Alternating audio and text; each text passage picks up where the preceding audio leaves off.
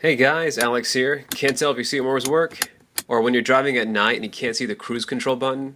In this episode, we're going to be changing the bulbs DIY style and go from this to this, and from feeling your seat warmers to actually seeing them turn on.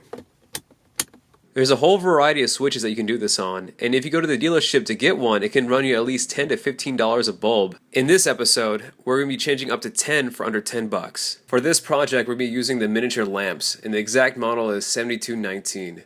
This pack is awesome because for a little under the price of one dealership bulb, you can get up to 10, and with a little elbow grease, get your vehicle illuminated.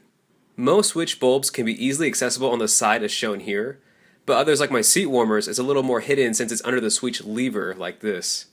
To get started, get a Phillips or flathead screwdriver and twist counterclockwise, then pull towards yourself. It's best to get a tight-fitting tool or you'll have a tough time taking it out with tweezers.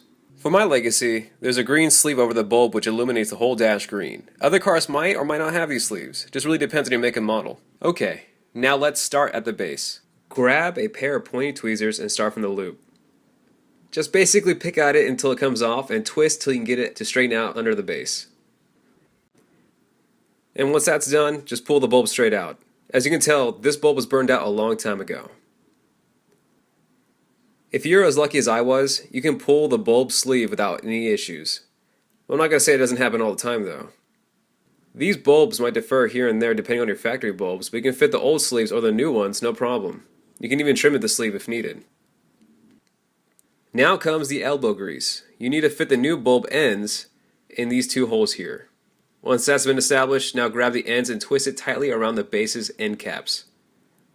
Be sure to snip the ends perfectly to fit the factory length.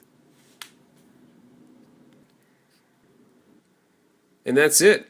Now you finish up, now toss it back and enjoy a nicely illuminated dash. And if you guys like what you saw, please like and subscribe, and I'll see you in the next one.